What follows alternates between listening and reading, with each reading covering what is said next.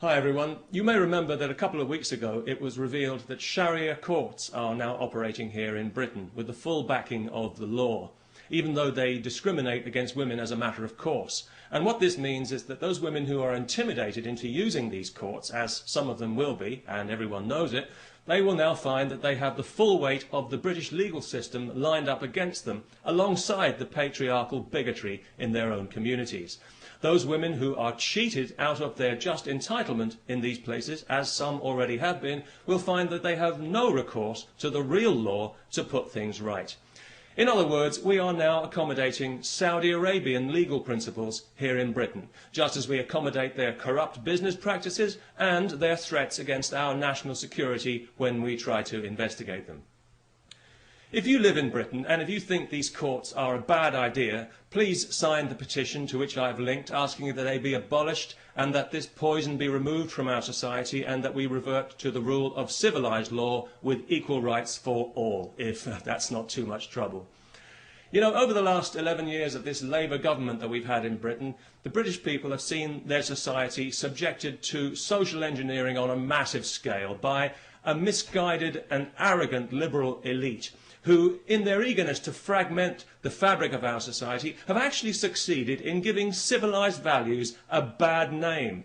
Tolerance and diversity are good things on paper. I'm sure we'd all vote for tolerance and diversity, but in practice they've become a nightmare of doublethink and lies, where the most unreasonable people in society are encouraged at every turn to be even more unreasonable.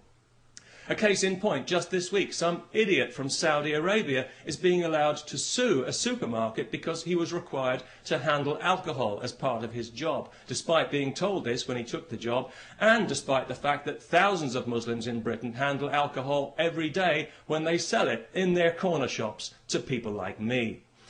I do find it quite ironic that Islam forbids intoxication when you consider how many Muslims are seemingly so intoxicated by their religion, especially in Saudi Arabia. So it was no surprise to me to hear that this idiot was from Saudi Arabia, because I think we all know that that entire country is mentally ill. The Saudis would have us believe that theirs is the purest form of Islam. Well, I don't know about that, but it's certainly the nuttiest form. It's barking mad, if you'll pardon the canine metaphor, and it's pig ignorant, even if you won't.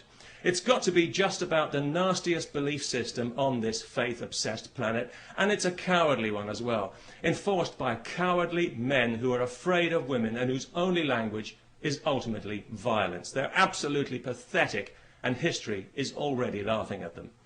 If the term human rights means anything in this world, then one day the Saudis will pay out as much in compensation for their abuse of women as the Catholic Church has for its abuse of children. And I'll certainly drink to that.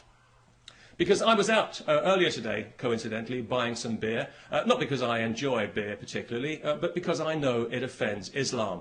Although it didn't seem to bother the Muslim shopkeeper I bought it from, maybe he was just being polite.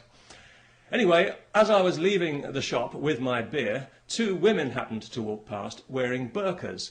Nothing too unusual about that, not anymore, not in London anyway, and nobody really paid it much attention, apart from one small child who I overheard describing them to her mother as letterbox ladies, which I thought was actually quite inventive and rather charming. But of course it was also deeply offensive, so we had the child put to death.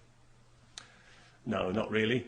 But it was lucky that neither of the women actually heard the offensive and insulting remark, because obviously each of them had her head encased in a cloth sack. So that was good, because it meant that the police didn't have to be called, no human rights people needed to get involved, and nobody required any financial compensation for hurt feelings, which I thought made a very pleasant change indeed. And of course, as a result, we didn't have to listen to any propaganda sound bites from some Islamist Saudi shill at the Muslim Council of Britain. So all in all, it worked out for the best. And it just goes to show that these things don't always have to end in tears. Peace, especially to everyone who remembers to sign the petition.